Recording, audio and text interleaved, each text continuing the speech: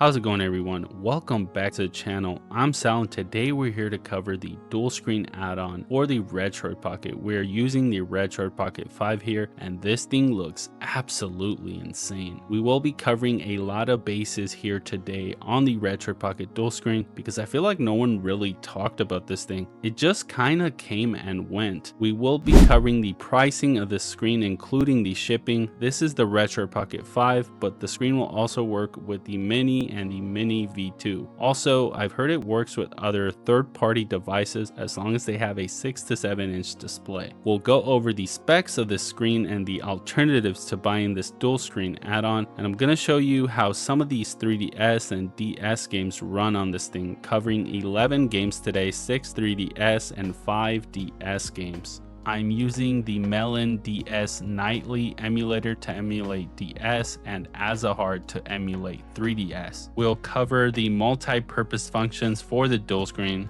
For example, playing a PC game on the top screen and then on the bottom watching a YouTube tutorial on the game. So if you don't have enough time today to watch the entire video, I will leave the timestamps in the description so you could skip ahead and go into any section of the video that you want to. But without further ado, let's get into why I think the dual screen add-on is a fantastic addition to the Retroid Pocket 5. So what's in the box? Let's open this bad boy up and see what you actually get. Retroid official dual screen add-on, and this on the back has all the specifications for the dual screen, the USB-C cable that connects the dual screen to the Retroid Pocket 5, and of course the dual screen add-on. Very Apple-like, that box. This thing is beautiful. We have the two buttons here to lower and to increase the brightness, and the USB-C connection there for pass-through charging. Now let's connect one of the ends of the USB cable here to the dual screen. This does worry me a little bit, the hinge here, because obviously this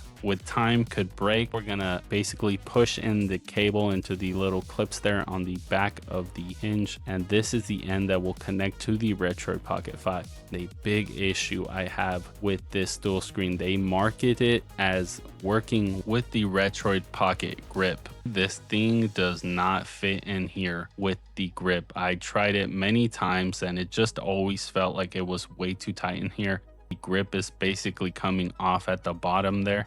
Kind of got me a little mad because why advertise it with the grip on the RP5 if it actually doesn't fit it? As you see here on the back, it's just a little off there. Just look at that. You could kind of see it's a little off there by the position of the buttons. You have to press down on it for it to actually fit. And at that point, I'd rather just take the thing off, which is what I did. And it looks perfect without it.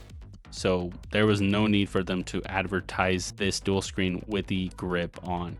Now let's talk about the specs of this screen. We have a 5.5 inch AMOLED screen at 500 nits of peak brightness, which is basically the same as the bottom screen on the actual Retroid Pocket 5. Since the connection down here is taken up by the dual screen add-on, we do have that support pass-through charging. You can only charge the device by connecting it straight into the dual screen. Here's the connection. That way both screens will charge at the same time. Now I want to show you the two buttons on the side to control the brightness of the screen. Now we are clicking on the bottom button to lower the screen. It does go very dim there. At its lowest point, now we're going to go all the way up here on the brightness, and it gets very bright at 500 nits.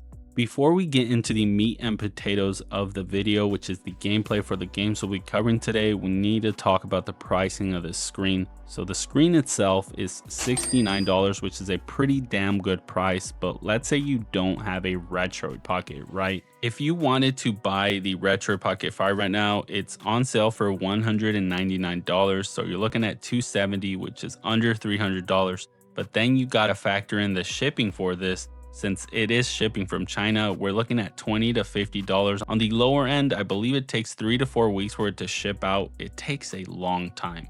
So I would really recommend going with the higher option, which is DHL for $50. I know it's insane, $50 for shipping. If you want the Retroid Pocket and the dual screen faster, then you'll have to go with DHL.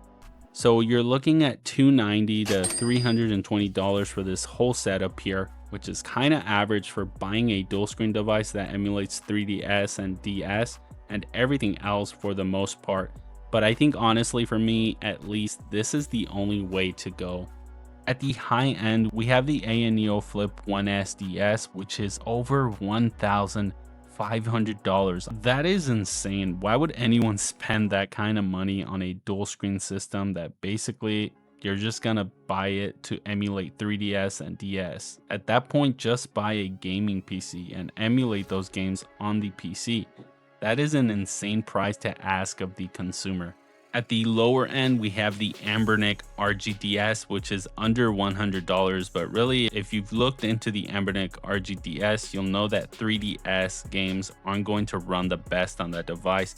At that point, if you can't run both DS and 3DS, then what's the point of buying it just for DS? I don't think so. Don't get me wrong, that is an awesome price. Being under $100 is always an interesting price point to me because I'll always consider it no matter what it is. But since it's obviously a much cheaper device, everything is gonna run worse on it. The RP5 with the dual screen add-on is truly the way to go here. We have other devices that range from $300 all the way up to $1,500. And I think for that price point, the $300 price point, this is the best outcome you could hope for. The performance on this is insane, especially if you do buy this. I believe it will work on the Retroid Pocket G2 and the Retroid Pocket 6. So you're already getting better performance out of those two. And those two handhelds are only about $20 to $30 more expensive than the RP5. So you're still looking at spending $350.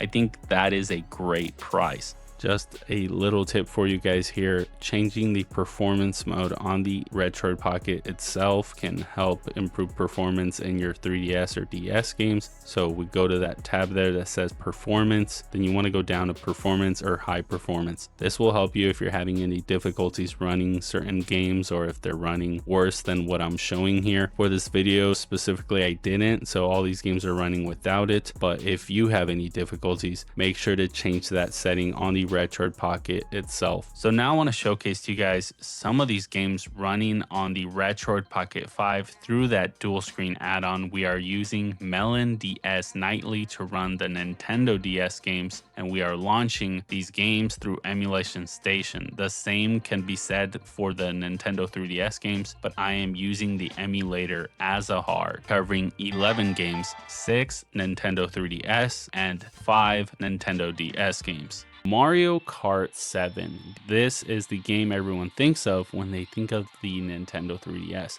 We are running Mario Kart 7 through Azahar, the emulator, with the graphics API of Vulkan at 4x native resolution. This is one of the most beautiful games that you can play on that dual screen add-on. It looks insane. You could see it here for sure. The colors are so vibrant. Everything about the gameplay just feels so nice. You could change that setting on the RP5 and put that RP5 into high performance mode to increase your frames per second like you could with every single game. But honestly, at 4x native resolution, it performed quite well here on the dual screen add-on. It's crazy to think that this released back in 2011, 14 years ago, a completely different world in the video game industry. I'm so happy I finally get to experience this classic for the 3DS. I'm having a blast playing it. The second game of the bunch is Kirby Triple Deluxe, which is really 3 games in one. This was released back in 2014. We are running this on the graphics API of Vulkan at 4x native resolution. This game was running impeccably here on the dual screen add-on. It looks so damn good. It was really fun to try this game out. I've never played Kirby Triple Deluxe, especially the main campaign section of this triple threat game. The funnest game I tried for the video. Shame that you can't play this on the Nintendo Switch or Nintendo Switch 2. Then again, I guess it's not really stuck on the 3DS if I'm playing it here, and it looks so impressive on this screen. Playing this game in 1080p running at 60 frames per second just really transforms the entire experience.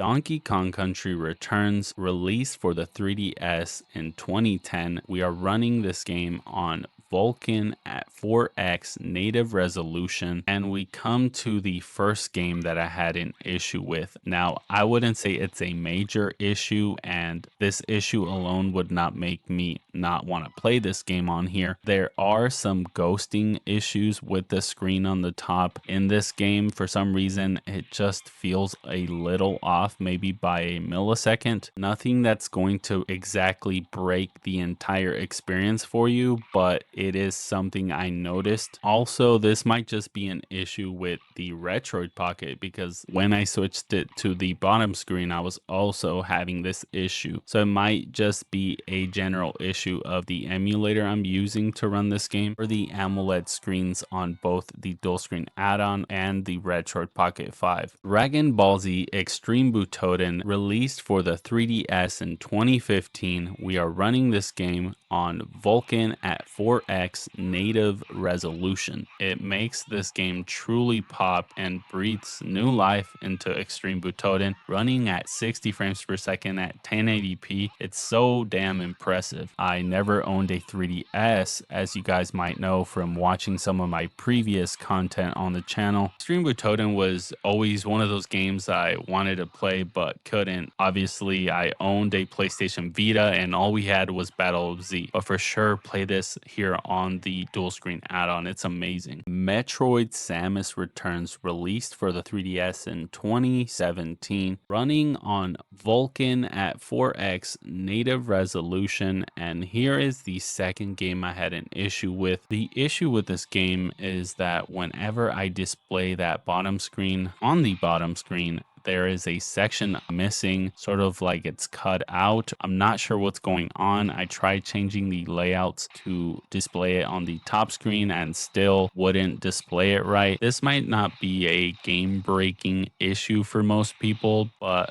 later on in the game, it might become a larger issue, since you might have to use that screen to see where you're going. And if you can't see the map right, then you won't figure out where you're going. This game was very fun besides that one issue. This is the second Metroid game I've ever tried. I did try playing Metroid Dread, so this for sure reminds me a lot of that game. I was enjoying this game a lot more than Metroid Dread. Runs pretty good on here, minus that one issue. Pokémon X. This is a game released for the 3DS in 2013, and we are running this on Vulkan at 4x native resolution. The game runs impeccably well at 60 frames per second, 1080p. This is another 3DS game that just pops on the screen. It looks so good, guys. If you love Pokemon X and Y and want to play them in 1080p 60 frames per second, then the Retroid Pocket 5 with the dual screen add-on is definitely the way to go. I myself am not part of the Pokemon fan base. I am much more in love with Yu-Gi-Oh or Digimon. RPGs are also not my things. I'm probably not going to go back to this one, but if you are a fan of Pokemon in general, you're going to feel right at home here. Very cool to see 3D environments in a Pokemon game. The last Pokemon game I played was Pokemon Yellow on the Game Boy Color, I believe.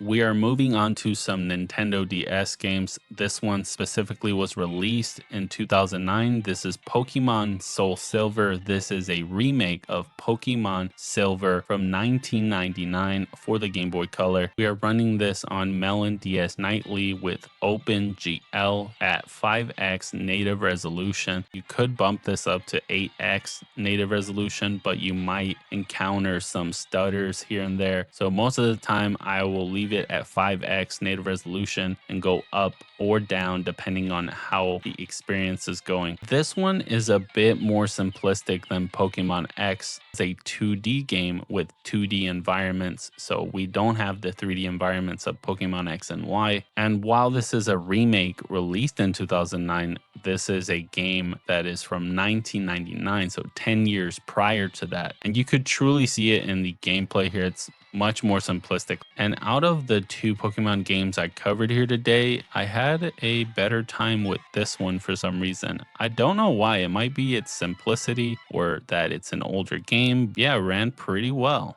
New Super Mario Bros. Released for the Nintendo DS in 2006. We are running this on 5x native resolution with OpenGL. I am using the HQ2X filter on all of these games. That is my favorite filter. I think it just truly makes the games pop and look much more impressive, especially on this screen. A classic for the Nintendo DS. I do remember playing this back in the day. I didn't own a Nintendo DS, but this is one of the games I actually tried back then. And well, it's Mario and it's a 2D platformer, so you already know what you're getting into here. And out of all the new Super Mario Bros. Releases, this is definitely one of my favorites and one of the best to play here on the dual screen add-on. Grand Theft Auto Chinatown Wars released for the Nintendo DS in 2009. We are running this with OpenGL at 5x native resolution with the XQ2X filter. And in this game specifically, I did notice some stuttering issues, especially in the cutscenes. But like I said earlier, that can be alleviated by changing the performance mode on the RP5 or lowering the native resolution on Melon DS Nightly.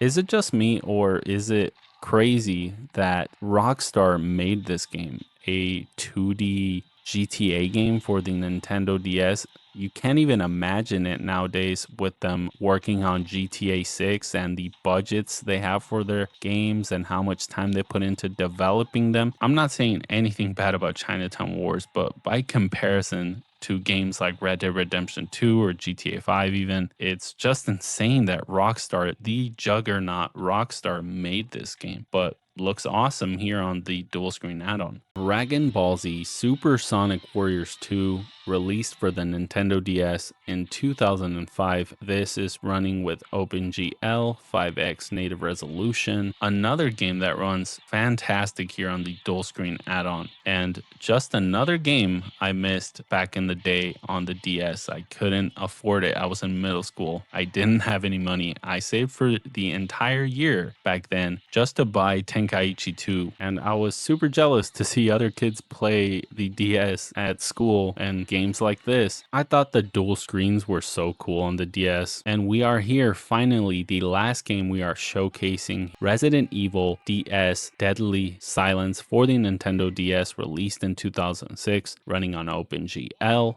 5x native resolution. This is an enhanced remake of the 1996 original Resident Evil, and this couldn't be a better game to end this off on, since this is one of the most expensive games for the DS, running anywhere from $100 to $200 brand new and sealed. Look, I love collecting video games just like any other person, but $200, I'm never gonna pay that. I wish I would have bought this back in the day, but this is one of the advantages of buying a Retroid Pocket and a dual screen add-on, that you could play these games basically for free. And really, is Nintendo or any other company that made DS games receiving any money for you buying it on eBay for $200? Not really. It's awesome to be able to experience these games in 1080p 60 frames per second. It completely changes these games. And to anyone that is thinking about buying this dual screen add-on, this is the best $70 I have ever spent. Let's get into some of the multi-purpose functions for this screen. Let's say you want to launch a app